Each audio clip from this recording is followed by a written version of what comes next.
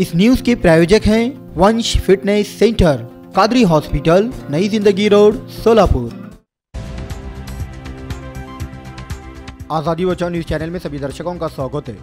मराठा आरक्षण की अध्यादेश की कॉपी मुख्यमंत्री ने दी मनोज जरांगे पाटिल को, मराठा समाज में खुशी की लहर।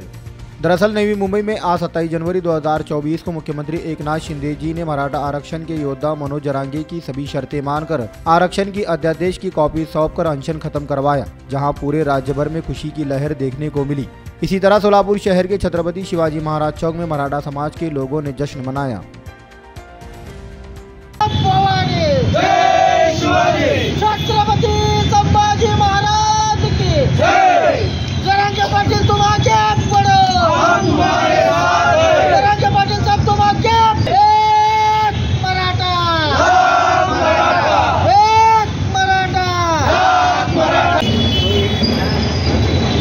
आज महाराष्ट्रामध्ये जो अभूतपूर्व निर्णय झाला, या निर्णयामुळे मी सर्वप्रथम महाशासनाच्या मुख्यमंत्र्यांचं अभिनंदन करतो मराठा क्रांती मोर्चाच्या वतीनं।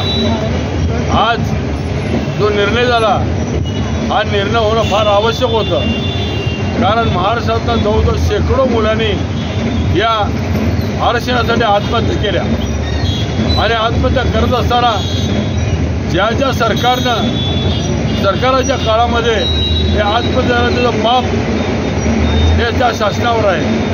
आज शिंदे सरकारनं सहानुभूतीने विचार केला आमचा आणि निर्णय घेतला।